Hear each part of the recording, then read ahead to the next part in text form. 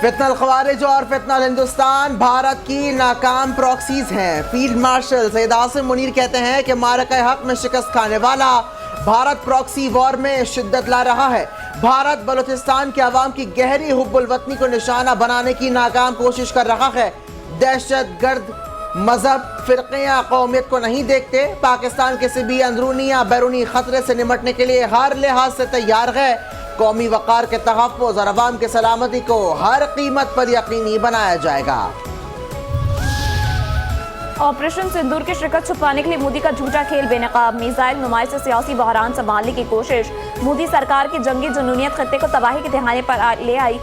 भारत के 28 और 29 जुलाई को मुसलसल 2 रोज पड़े मिसाइल के तजुर्बात, भारत की धमकियों और जंगी जुनूनियत का मुंह तोड़ जवाब पाकिस्तान का जदीद नसर हैतिफ 9 मिसाइल है। नसर मिसाइल भारत की हर किस्म की अस्करी साजिशों को नाकाम बनाने की क़ुव्वत रखता है। पाकिस्तानी नसर मिसाइल तेज रफ्तार मोबाइल और जौहरी वॉर हेड ले जाने की सलाहियत रखता है। नसर मिसाइल की मोबाइल और तेज रफ्तार खुसूसियात उसे दुश्मन की पहली ज़रब के खिलाफ मौसर बनाती है।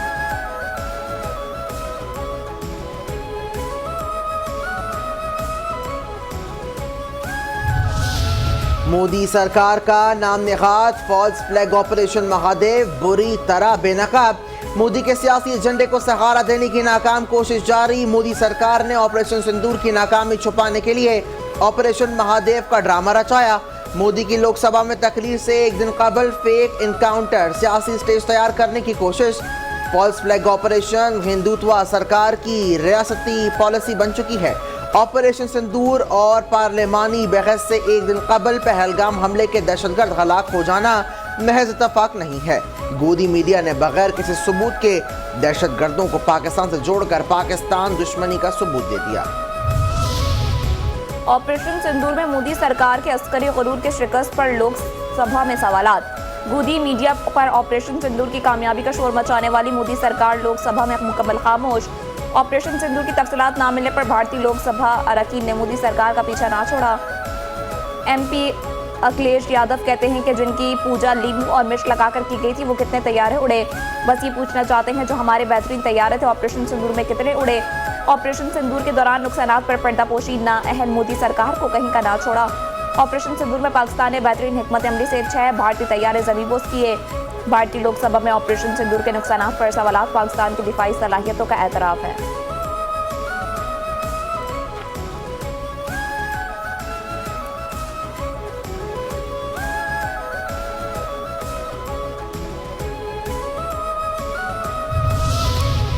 हर महाज पर नाकामी, हर फोरम पर खामोशी। मोदी सरकार का झूठा देशभक्ति बयानिया बेनकाब।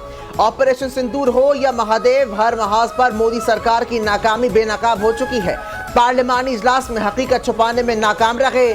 शुभम देवी की अहलिया एशिया नाद ने कहा कि वजीर आजम मोदी ने पार्लियामेंट में तवील तकरीर की मगर उन 26 हलाक होने वालों का जिक्र तक न किया जिन्होंने वतन पर कुर्बानी दी।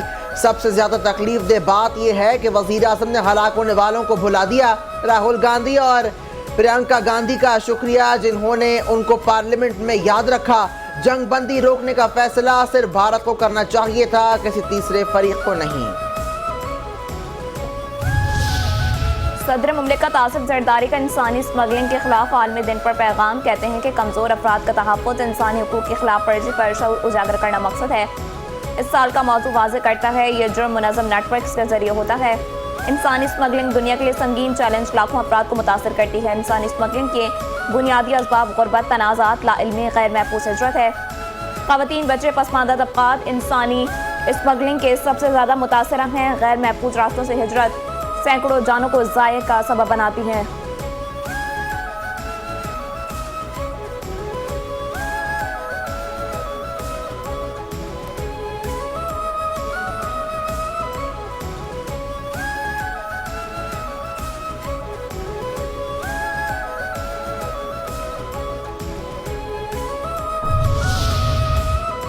इंसानी स्मगलिंग एक संगीन मुनज़्ज़म जुर्म है। वज़ीर आज़म शहबाज शरीफ कहते हैं कि जराइम पेशा गिरोह दुनिया भर में फ़िक्र माश में मुब्तला अफराद को झूठे ख्वाब दिखाकर इंसानी स्मगलिंग का निशाना बनाते हैं। पाकिस्तान में गुज़िश्ता बरसों के दौरान तारक़ीन वतन की समंदर में जानों के ज़्यादा से अफसोसनाक वाक़यात ने इंसानी स्मगलिंग की हौलनाक हकीकत को बेनकाब किया। बेहतर मुस्तक़बिल की तलाश में गैर कानूनी या गुमराहकुन रास्तों का इंतखाब न सिर्फ जान के ज़िया का सबब बन सकता है, मुल्की और बैनुल-अक़वामी क़वानीन की भी संगीन खिलाफ वर्जी है।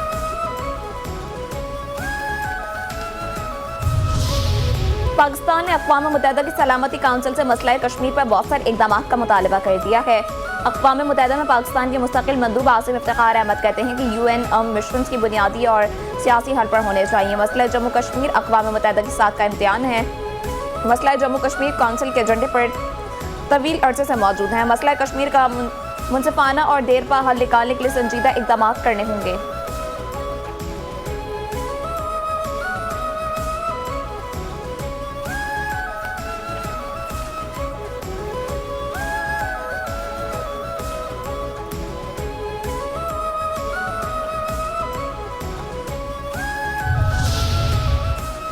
सुप्रीम कोर्ट का तलाक याफ्ता बेटी को पेंशन देने के हवाले से बड़ा फैसला। बेटी की पेंशन शादी की हैसियत पर नहीं, हक की बुनियाद पर दी जाएगी। सुप्रीम कोर्ट के मुताबिक बेटी की पेंशन के लिए तलाक का वक्त गैर मुताल्लिका है। पेंशन सरकारी मुलाजिम का कानूनी हक है, खैरात नहीं। पेंशन का हक अहल खाना को मुंतकिल होता है और इसमें ताख़ीर जुर्म है। वालिद की वफात के बाद तलाक याफ्ता बेटी को पेंशन न देने वाले इम्तियाजी सर्कुलर कलादम बरकरार। सिंध हुकूमत का 2022 का इम्तियाजी सलूक वाला सर्कुलर गैर कानूनी और आइन के खिलाफ है।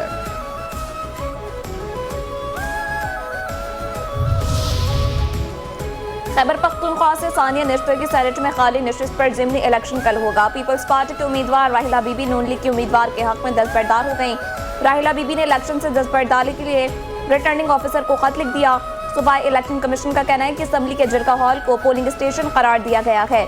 खाली नशिस्त पर मजमूई तौर पर 9 उम्मीदवार मैदान में हैं। इलेक्शन खुफिया राय शुमारी के जरिए मुनक्किद होंगे। पोलिंग स्टेशन के अंदर मोबाइल फोन ले जाने पर पाबंदी आयद है।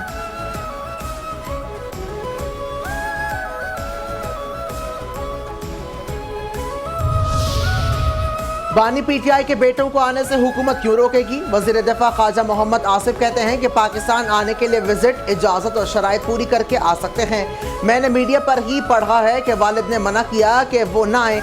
अगर बानी PTI के बेटे फैसला कर रहे हैं तो बिल्कुल पाकिस्तान आए। हमारा मौक़िफ़ सिर्फ ये है कि PTI तशद्दुद की तरफ रुजू ना करे। एहतजाज करना सियासी जमातों का हक होता है, इन्हें इसकी इजाज़त होगी। अगर PTI चाहती है कि 9 मई या 26 नवंबर फिर बर्पा करे तो इजाज़त नहीं दी जाएगी।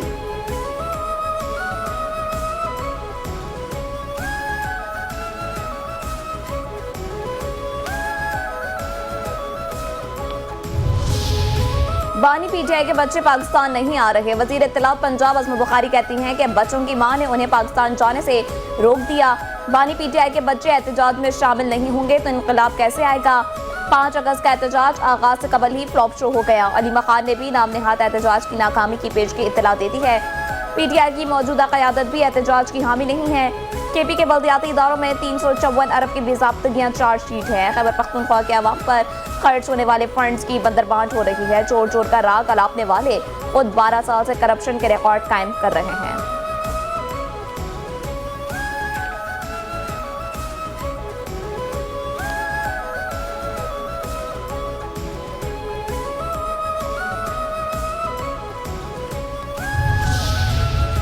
पाँच अगस्त का एहतजाज हुकूमत के सियासी ताबूत में आखिरी कील साबित होगा। मुशीर इत्तलात खैबर पख्तूनख्वा बैरिस्टर डॉक्टर सैफ कहते हैं कि हुकूमत PTI के अहल उम्मीदवारों को नाअहल करार दे रही है। जिन उम्मीदवारों का नाअहल करार दिया गया उनका असल कसूर ये था कि वो फॉर्म 45 पर मुंतखब हुए थे। PTI के उम्मीदवारों को नाअहल करार देना फॉर्म 47 के जरिए अपने उम्मीदवार लाने की साजिश है। इलेक्शन कमीशन हुकूमत की B टीम बन चुका। हुकूमत 5 अगस्त की एहतजाजी कॉल से बौखलाहट का शिकार हो चुकी। हुकूमत के ओछे हथकंडे PTI के एहतजाज को नहीं दबा सकते।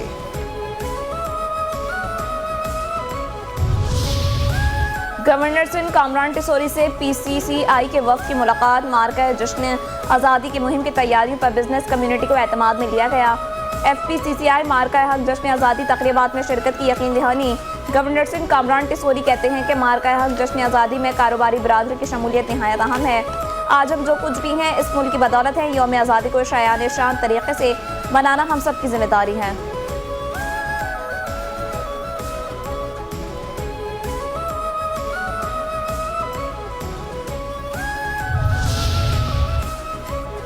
सिंध हुकूमत का जश्न आज़ादी मार्ग का हक भरपूर तरीके से मनाने का ऐलान। घर, दफातर, मॉल्स, कमर्शियल बिल्डिंग और गाड़ियां सजाने के मुकाबले होंगे।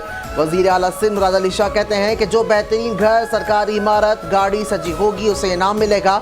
13 और 14 अगस्त की दरमियानी शब नेशनल स्टेडियम में कॉन्सर्ट होगा। फायरवर्क्स का भी इंतजाम।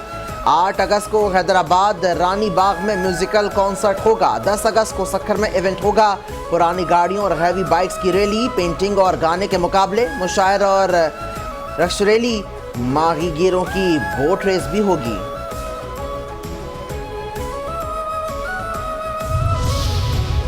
नए माली साल की पहली मॉनेटरी पॉलिसी का ऐलान आज किया जाएगा। गवर्नर स्टेट बैंक की जेर सदारत मॉनेटरी पॉलिसी कमेटी का इजलास होगा। कमेटी मुआशी अदाद-ओ-शुमार के जायजे के बाद मॉनेटरी पॉलिसी रेट का फैसला करेगी। स्टेट बैंक ऑफ पाकिस्तान माली साल 25-26 के लिए मॉनेटरी पॉलिसी के ऐलानात का शेड्यूल जारी कर चुका है। रवां माली साल में स्टेट बैंक 8 बार मॉनेटरी पॉलिसी का ऐलान करेगा।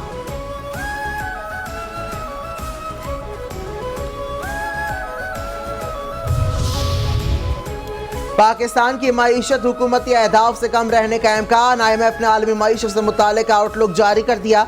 तर्जुमान IMF के मुताबिक 2026 में पाकिस्तान की मौसी तरक्की शरह 3.6% हो सकती है। हुकूमत पाकिस्तान ने नए माली साल में मौसी तरक्की की शरह 402 तक पहुँचाने का हदफ मुकर्रर किया है। 2025 में पाकिस्तान में तरक्की की शरह 2.7% रहेगी। 2026 में आलमी मईशत की तरक्की की शरह 3.1% रहने का इम्कान। 2025 में आलमी मईशत की तरक्की की शरह 3% रहेगी।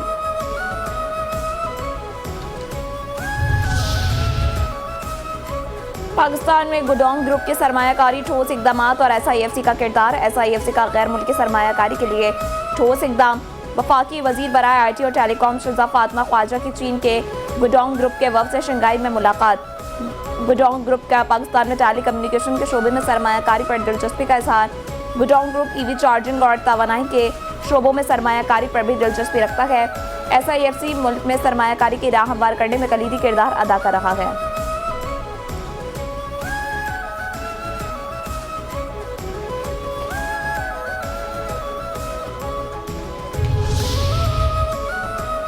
रूस के मशरकी साहिल के करीब 8.8 शिद्दत का जल्जला, सुनामी की वार्निंग। गैर मुल्की मीडिया रिपोर्ट्स के मुताबिक खौफनाक जल्जले के बायस 3 से 4 मीटर ऊंची सुनामी लहरें रिकॉर्ड की गईं। जल्जले से बंदरगाहों और इमारतों को नुकसान पहुंचा। मुतअद्दिद अफराद जख्मी हो गए। मुमकिन सुनामी के बायस बहरल काहिल में सुनामी की एडवाइजरी जारी कर दी गई है। जापान, फिलिपाइन और यहाँ पे भी इमरजेंसी वार्निंग जारी कर दी गई। हज़ारों अफराद को साहिली इलाकों से महफूज मकामात पर मुंतकिल होने की हिदायत कर दी गई। रिपोर्ट्स के मुताबिक फुकुशिमा न्यूक्लियर प्लांट भी खाली करवा दिया गया है। अमरीकी सदर की भारतीय मसनूआत पर 25% टैरिफ लगाने की धमकी दे दी। कहते हैं कि भारत से तिजारती मुआहिदा अभी तय नहीं पाया। बरतानिया के फ़लस्तीन को मशरूत तौर पर रियासत तस्लीम करने के फैसले पर तबादला ख्याल नहीं हुआ था। फ़लस्तीन को रियासत तस्लीम करना हमास को इनाम देने के मुतरादिफ है। अमरीका इस कैंप में नहीं जिसने फ़लस्तीनी रियासत को तस्लीम किया हुआ हो। दुनिया को खबरदार किया कि यह खुद साख्ता रियासती तस्लीम हमास को इनाम होगा। हमने इसराइल से बराह रास्त बात करने का फैसला किया है। खुराक के मरकज़ पर इसराइली हुकूमत से बात करूँगा। हमारी कोशिश है खुराक मुनासिब और मुनसफाना तरीके से तकसीम हो। इसराइल नहीं चाहता कि हमास इमदाद या वहाँ जाने वाला पैसा चोरी करे।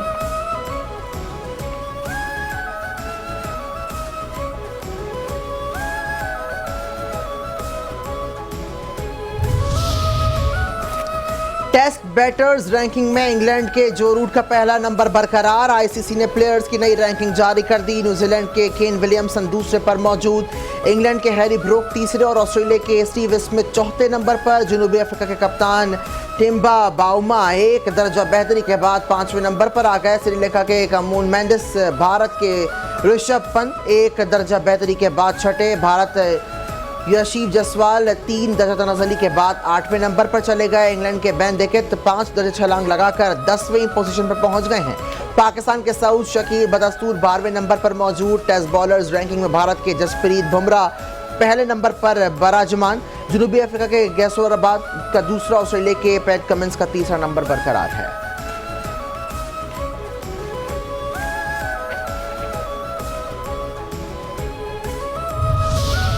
इंग्लैंड में जारी वर्ल्ड चैंपियनशिप ऑफ लेजेंड्स में पाकिस्तान की मुसलसल चौथी कामयाबी। सईद अजमल की तबाहकुन बॉलिंग। पाकिस्तान ने ऑस्ट्रेलिया चैंपियंस को 10 विकेटों से शिकस्त दे दी है। पाकिस्तान चैंपियन ने 74 रन का मामूली हदफ 8वें ओवर में बगैर किसी नुकसान के हासिल कर लिया। सईद अजमल ने अपनी घूमती गेंदों पर सिर्फ 16 रन देकर 6 कैंगरूज का शिकार किया।